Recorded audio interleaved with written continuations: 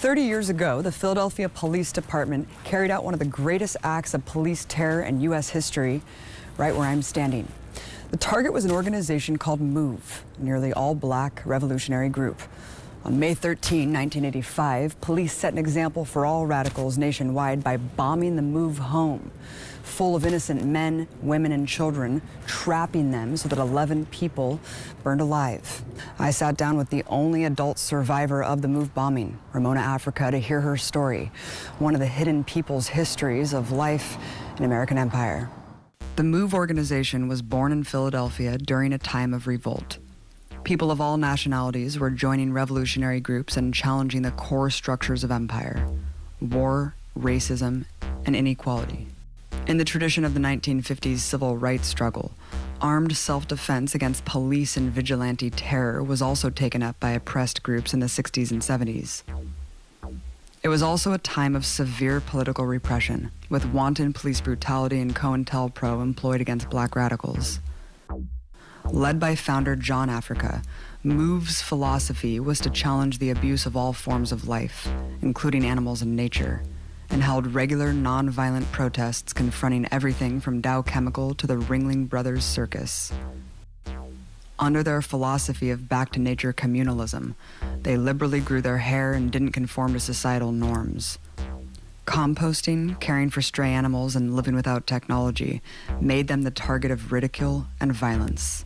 They were called dirty hippies, cultists, and dangerous terrorists by the media. But despite the smear campaign, many were inspired by MOVE's message, commitment, and actions. Ramona, Africa, tells the story of how she joined the group. I start seeing the contradictions, the paradoxes, the lies, because at the time I met MOVE, I was a student my last year at Temple University. I had planned to go to law school. I had studied a pre-law curriculum. I had a bachelor's degree and an associate's degree, and that's where I was headed. And then I met MOVE. Pam Africa, who was a supporter then, she started talking to me about going over to City Hall, to the MOVE hearings that were going on, and seeing for myself exactly what happens, what's going on in those courtrooms. And I did. I went. I was shocked and shaken. I could not believe what I was seeing in that courtroom. Nothing that I read in those textbooks that I was given to read at Temple University, nothing that those professors told me at Temple University, none of that was going on in that courtroom. I saw the blatant railroad, the obvious racism that was going on, the obvious frame-up. On the other hand, I saw a group of revolutionaries, and I saw them uncompromising, saw them representing themselves, cross-examining prosecution witnesses and exposing the lies and contradictions of these witnesses. I saw that they were not intimidated at all. At the MOVE 9 trial, Ramona was charged with contempt of court for clapping by Judge Lynn Abraham. She was sentenced to 60 days in jail. Well, I tell everybody, I owe her a thank you note, because she sent me to the county jail for 2 months, up close and personal with MOVE women. When I walked out of that prison after those 2 months, there was no turning back. Law school was out of the picture. I did not want to be like the judge, the prosecuting attorneys, or even the so-called defense attorneys. I wanted to be like MOVE. Ramona was witnessing the trial of members known as the MOVE 9. The history of why they were being sent to jail gives the essence of the relationship between the police and MOVE. The political climate in Philadelphia was impacted by social change across the country. Education reform that brought affirmative action was met with fierce reaction from racists.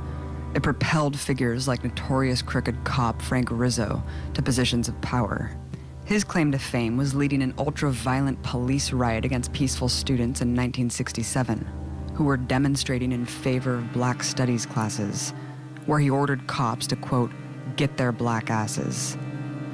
As police commissioner, he proudly evoked a lynching while ordering raids on Black Panther offices, saying to a reporter, the Black Panthers should be strung up. His qualifications made him a star to the racist white sectors of Philadelphia. Openly campaigning on so-called white rights, he became mayor in 1971. One of his campaign slogans was "Vote White." The dual hatred of both African Americans and progressives made MOVE an obsession for the mayor and his ilk. MOVE members became a target of regular harassment and physical attacks by Rizzo's cops. Their abuse reached unspeakable heights.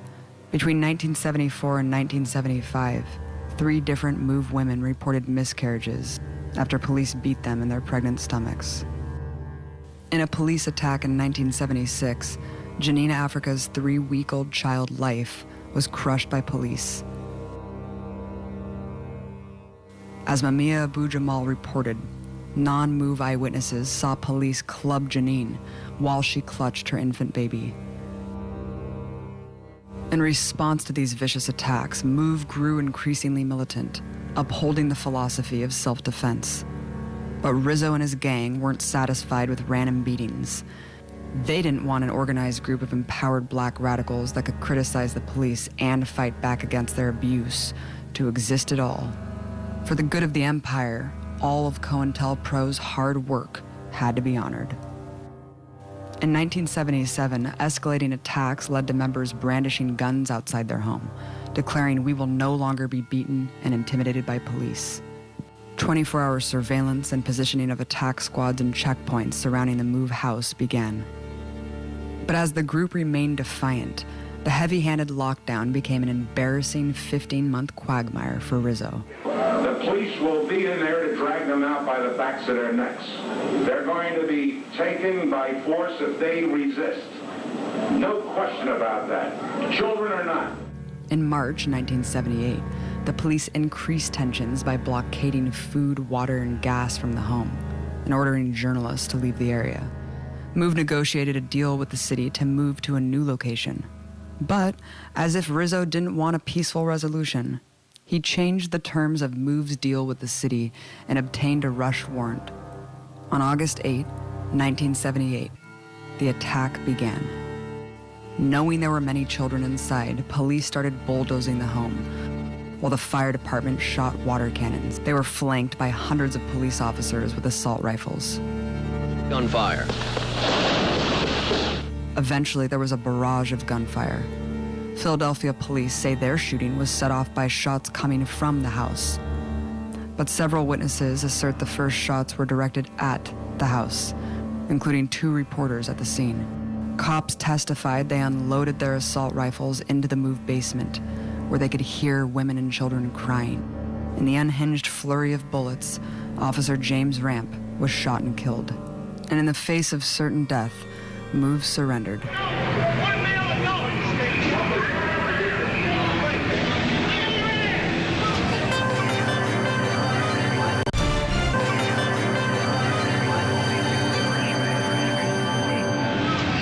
When unarmed Delbert Africa came out, the Philadelphia police showed everything you need to know about their claims of upholding the law that day. He's hitting him.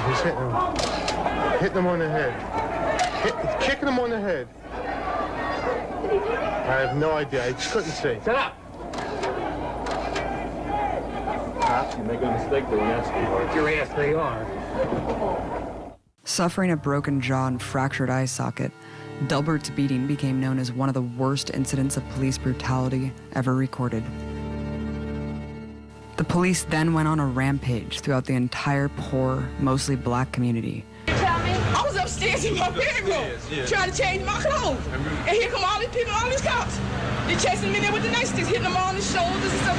It's about 3 up there already hurt. See, they over there smiling and that there. See how they smiling? Yeah. You see how it smells in this community? I feel that, they mad or what went down and they not satisfied or just, getting the move. They want, like, all the people, like, not only this community, but the whole community, like, in the black community. It's the hatred that they have and the mentality for, black people. The Move house was completely demolished the same day. Community protests denounced the police attack. Despite no evidence that the bullet came from the house, 9 Move members were convicted for the shooting, all given 30 to 100-year prison sentences. Temple University professor who documented the incident, Lynn Washington, stated, "The police department knows who killed Officer Ramp. It was another police officer. They have fairly substantial evidence that it was a mistake. I got this from a number of different sources in the police department." Protests eventually forced the indictment of the 3 officers for the infamous beating of Delbert, Africa. Police hatred of Move peaked. And the head of the police union gave his thoughts on those who beat Delbert, Africa. What they should have done is shot that goddamn bum, and then there would have been no trouble today. All 3 cops were acquitted, but Move didn't stop speaking out. The reign of arch-racist Rizzo ended in 1980, but deep-seated hatred of Move meant they would never leave the crosshairs of the boys in blue. Still, with no crimes to justify the removal of the Move family, the final confrontation started with a knock at the door. A plainclothes cop, I can't remember exactly who it was, a man, walks up our front steps, knocks on the door. Me and my sister Teresa Africa, who was killed in the bombing, we come out and we stand out there talking to this cop and him talking to us for at least an hour, at least. And when we were done, he just walked away, he left. What we found out was that they had practiced, rehearsed, planned for over a year their attack on Move, their plan to exterminate Move, kill Move all. They thought they had a workable plan, and they needed a reason to execute it. And there was nothing. So they ended up using that non-incident on April 29th, 2 weeks earlier, as their excuse to come at Move. On Mother's Day, 500 cops flooded into the neighborhood and barricaded the streets, readying for their one-sided war. People living in proximity to Move were told to evacuate for 24 hours. They tried to convince people that they came out there because neighbors had complaints about us. When did this government in this country ever care about black folks complaining about their neighbors? Since when? When did they ever care about black folks complaining about anything? Anything. They don't. They never did. That was not the issue. The issue was really, and is still, our unrelenting fight for our Move family members, known as the Move 9, and they could not answer the questions that people were putting to them.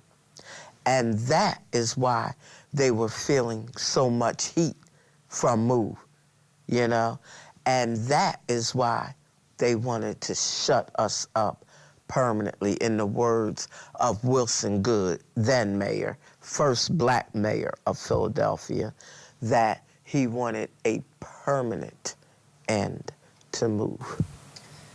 You were the only adult survivor of the Move bombing on that day, Ramona. Can you walk us through your experience? One thing that people should know is that on that day, on Mother's Day, Sunday morning, one of our supporters was going food shopping, and she contacted us to ask if we needed her to get anything for us. And we said yes, so she came by to pick up the list and the money. Our children, some of our children, wanted to go with her, so they did. When she left, there was nothing really happening. When she came back, The police had put a wooden barricade at the top of Osage Avenue. It's a small one-way street. She pulls up and she's like, what's going on? You know, the police had us under surveillance for years before '85, for years. And so they were always parked up on the corner, you know, at the other end of the street on Cobbs Creek Parkway. They were always parked out there surveilling us.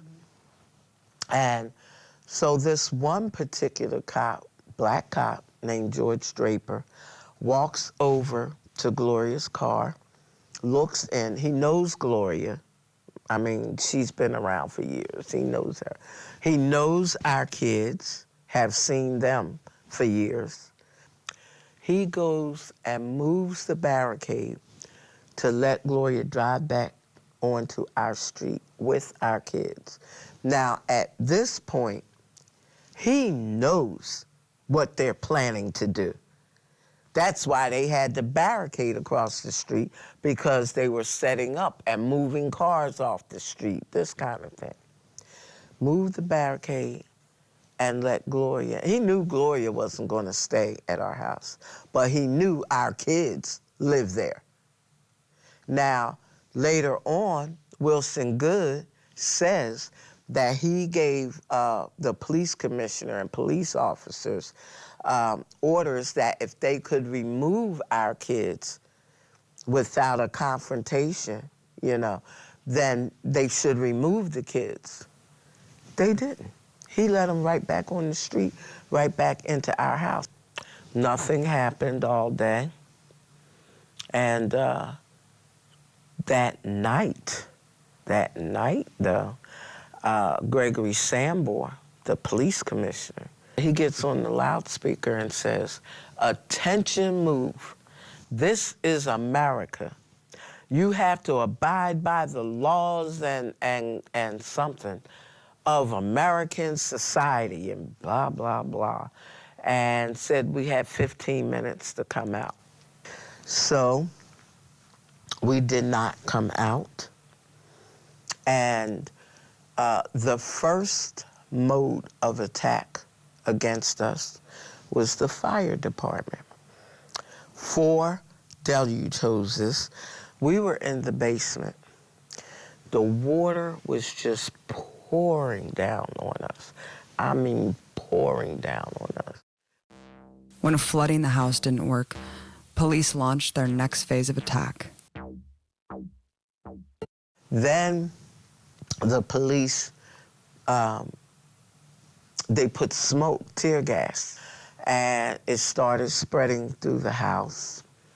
But in order to put the tear gas in our house, what they did was they used explosives. They claimed they wanted to put 3-inch holes in the party walls on either side of our home to insert tear gas. When they finished using those explosives that were supposed to put 3-inch holes in the wall, they had blown our whole front porch off. I mean, the whole front of our house was blown away, so it was wide open. So when that didn't drive us out of our home, they started shooting. According to their estimates, and you can take that with a grain of salt and scale it up, they shot over 10,000 rounds of bullets in on us within the first 90 minutes. They had to send to their arsenal for more bullets, It was only a handful of us in that house, 6 children in that house. When I say they shot over 10,000 rounds of bullets, they had their sidearms, they had M16 rifles, they had shotguns, they had sniper rifles with silencers on them. They had a M60 automatic rifle.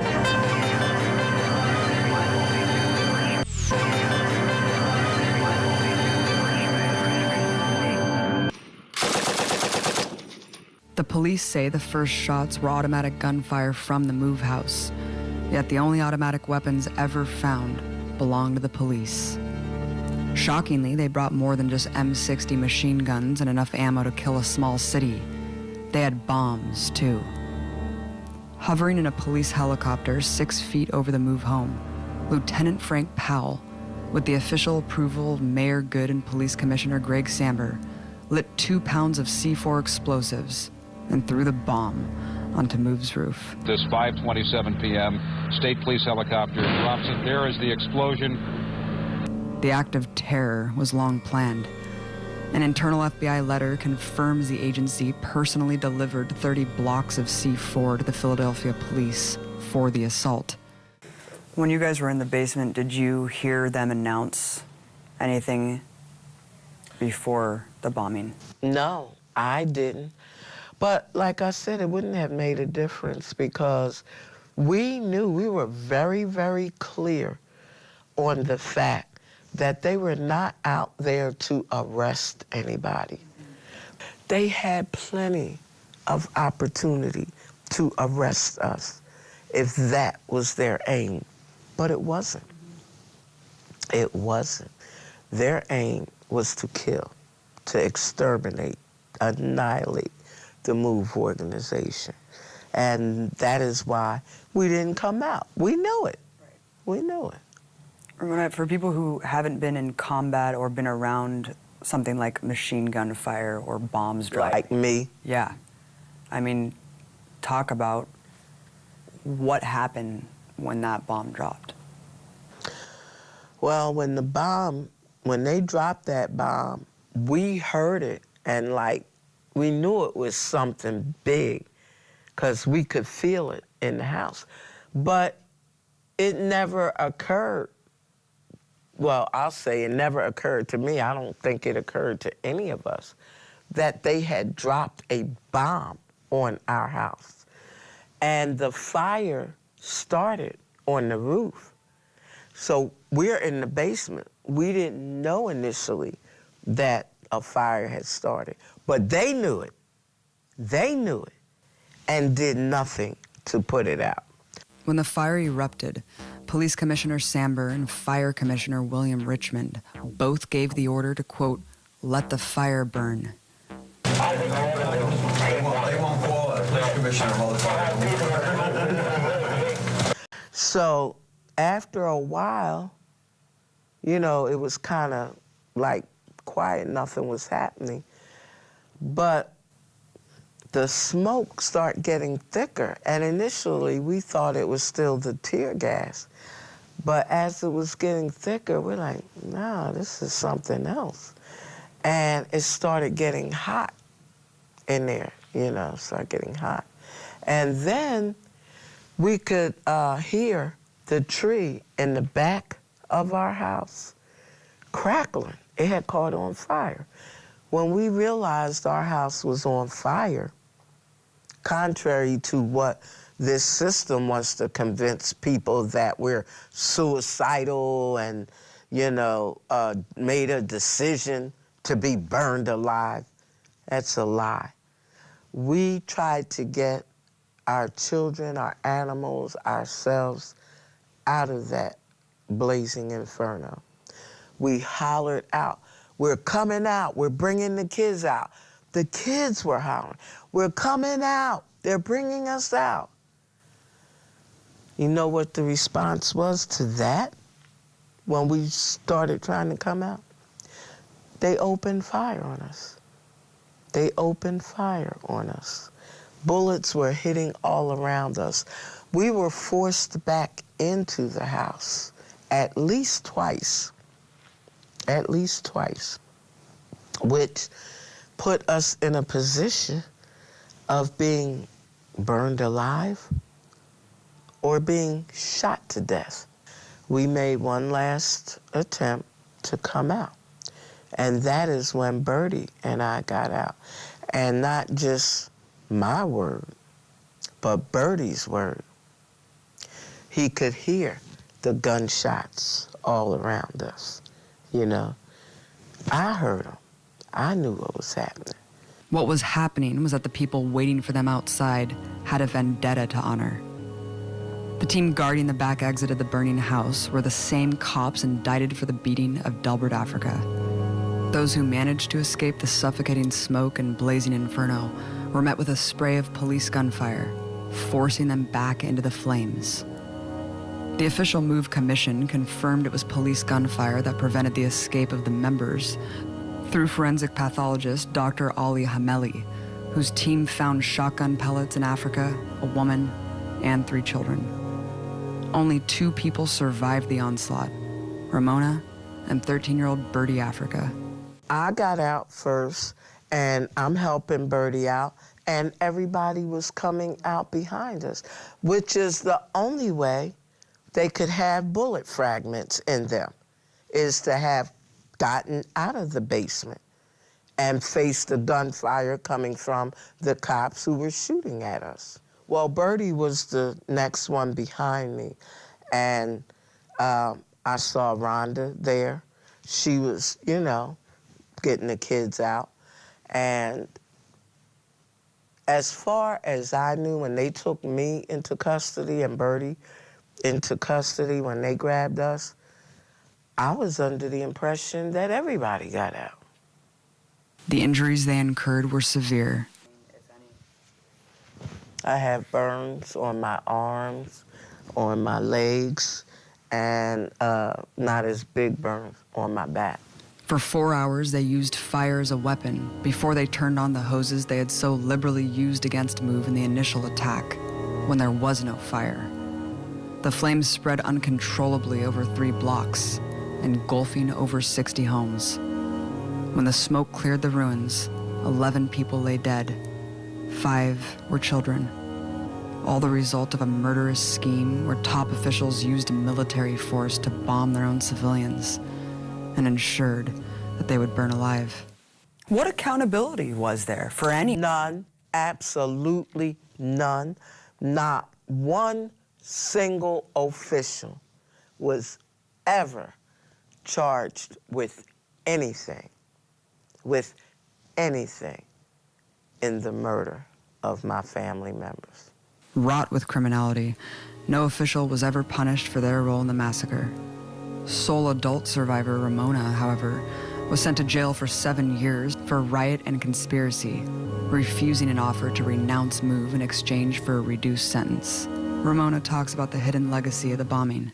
It made national and international news. One thing is that it was so horrific. A lot of people don't even really want to deal with it. Another thing is, if you really deal with who MOVE is, what we represent, and what happened to us, if you really deal with it, then you got to get up off your butt and do something. You can only come to the end conclusion that you got to put a stop to this kind of stuff. You got to work to make sure this never happens again. Nothing can justify this atrocity, which was planned and escalated by the highest officials against people criminalized for being different, for their ideas, and for their courage. The Empire's soldiers in blue showed that their racist hate was so deep they could intentionally force one of the most painful deaths imaginable on innocent children. But over the decades, a movement has pushed back against brutal police tactics and impunity. And today, it's forcing these things into the spotlight like never before. Standing with that movement is part of changing a system that could ever allow such acts and honor those who believed in a future that valued all life.